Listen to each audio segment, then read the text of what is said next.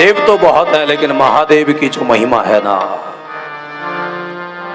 सच में भोले, इतने भोलेनाथ होते हैं ना। आप जानते होंगे वो भस्मासुर वाली कथा,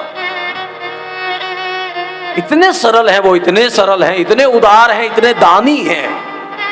इसलिए तो आप देखते होंगे ना शिवालयों में भक्तों की जो भीड़ जुड़ती है ना, अगर कोई एक लोटा जल भी चढ़ा देता है ना, उसकी भी मनोकामना पूरी हो जाती है। आपने वो कहानी सुनी होगी, एक बार किसी को भेजा गया कि मेरा दारिद्र्य कैसे मिटेगा, शंकर को जल चढ़ाओ। श्रावण के महीने में जल चढ़ाने के लिए गया, किसी बड़े सेठ ने सोने का वो घंटी लगा रखी थी, और जाके देखा है शिवालय में अकेला था। व्यक्ति की वासना के अनुसार उसके मन में संस्कार आते हैं, विचार आते हैं। सोचा कि भगवान हैं कि नहीं है हमें भी पता नहीं, प्रसन्न होंगे कि नहीं होंगे, अगर ये सोने की घंटी हमको मिल जाए तो अपना काम बन जाएगा। फिर इतना विचार आया तो वो बिल्कुल शंकर के ऊपर थी, लोग उसको आके बजाते थे। ये शंकर के ऊपर चढ़ा, उसको चुराया, भागने लगा। शंकर प्रकट हो गए, वरदान मांगो। बेचारा वो घबरा गया। उन्होंने कहा वरदान जैसा तो कुछ नहीं है। उन्होंने कहा कि लोग मेरे को भांग धतूरा चढ़ाते हैं, उनको मैं मनवांचित देता हूं। दुनिया में दूध चढ़ाने वाले, जल चढ़ाने वाले, भांग चढ़ाने वाले, धतूरे चढ़ाने वाले बहुत मिले, लेकिन अपने आप को चढ़ाने वाला तू पहली बार मिला है। मांग ले।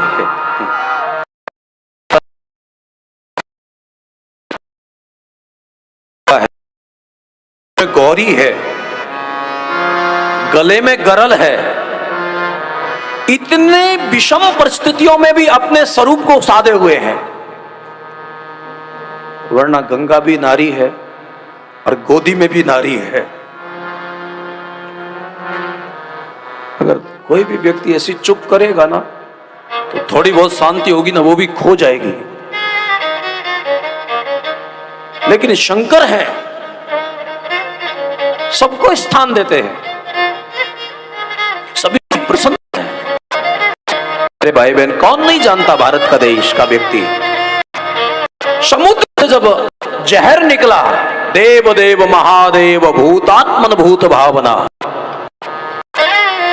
अब सबको पता है, जिन्होंने अमृत पिया वो देव कहलाए, लेकिन जिन्होंने जहर पिया वो देव नहीं, वो महादेव कहलाया। याद रखना, इस दुनिया में समाज के हितों के लिए किसी किसी को महादेव बन के जहर पीना पड़ता है। ये तो दिखाई नहीं देता है। आज भी दुनिया में कितने लोग हैं साहब जो जहर पी के सोते हैं। केवल आज भी कितनी नारियां हैं इस दुनिया में जिनको बहुत अपमान, आज भी कितने ऐसे लोग हैं जिनको बहुत विपरीत परिस्थितियों में जीना पड़ता है। लेकिन इतना जरूर है कि अगर किसी के अंदर के परमात्मा से उसका परिचय हो जाता है और जो जहर को पचा लेता है ना, वरना देवताओं ने सोचा कि इन्होंने आवेश में जहर तो पी लिया, अब पता चलेगा।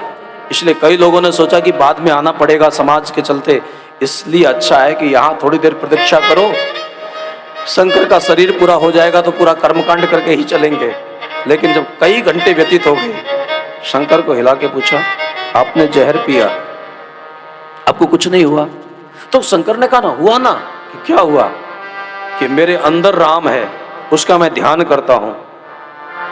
लोगों ने ऊपर से जहर पिलाया, लेकिन जब अंदर का राम और ऊपर का जहर जब दोनों आपस में मिले तो शब्द बनता है विश्राम। मुझे विश्राम मिला है। जो व्यक्ति अपने हृदयस्थ परमात्मा को जान लेता है, याभ्याम बिना न पश्यन्ति सिद्धा स्वांतस्तमीश्वरम, मैं एक बार फिर कहूंगा, आज की कथा की शुरुआत का सूत्र था कि जो व्यक्ति सोचता है कि आनंद बाहर मिलेगा वो भौतिकवादी है, और जो सोचता है कि आनंद मेरा स्वरूप है वो आध्यात्मिक पथिक है। आनंद बाहर नहीं हो सकता, बाहर बहाने हो सकते हैं। जो भी अंतर्मुखता में जाएगा उसी को आनंदानुभूति होगी। शंकर का क्या अद्भुत सौंदर्य है। और जब ध्यान में बैठते हैं ना, इसलिए मेरे भाई बहन, आप अपनों के लिए बहुत कुछ करो, लेकिन अपने लिए भी थोड़ा समय निकाला करो। 1 घंटे का भजन हमारे 23 घंटे को संभाल के रखता है। अगर 1 घंटे हम थोड़ा पूजा ध्यान क्या कर लेते हैं, फिर 23 घंटे हम ऊर्जा से भरे रहते हैं। इसलिए मेरा आपसे निवेदन है, आप कुछ समय अपने लिए निकालो, एकांत में रहा करो, अपने आप के साथ संवाद किया करो, थोड़ी साधना किया करो, थोड़ा भगवान का नाम जप किया करो। और कुछ नहीं आता है तो केवल नमः शिवाय नमः शिवाय नमः शिवाय जप लो। अगर कोई अनपढ़ माँ है, उसको बहुत कष्ट उठाना पड़ता है जीविका को कमाने में। वो चाहती है कि मेरा बेटा कहीं अनपढ़ ना रह जाए। वो बच्चे को बार बार कहती है पढ़ाई कर पढ़ाई कर, और बच्चा इतना चालाक है कि वो पढ़ाई नहीं करता है, वो खाली स्लेट पेंसिल लेके गोल गोल कुछ बनाता रहता है, लेकिन फिर भी उसकी माँ को संतोष होता है कि पढ़ाई कर रहा है। भगवान किसी का भी कल्याण होता है ना, हमारे कर्म से नहीं, परमात्मा की करुणा से होता है। इसलिए याद रखना, राम सत्यावतार है, कृष्ण प्रेमावतार है, लेकिन शंकर जो है वो कर्पूर गौरम करुणावतार है। तो कराल भी कृपाल है। उस दिन भी मैंने कहा था कि कारम महाकाल कालम कृपालम। अब शंकर भगवान के विज्ञान को जब आप समझोगे तो आपको लगेगा कि शिव तत्व की जो साधना करते हैं ना,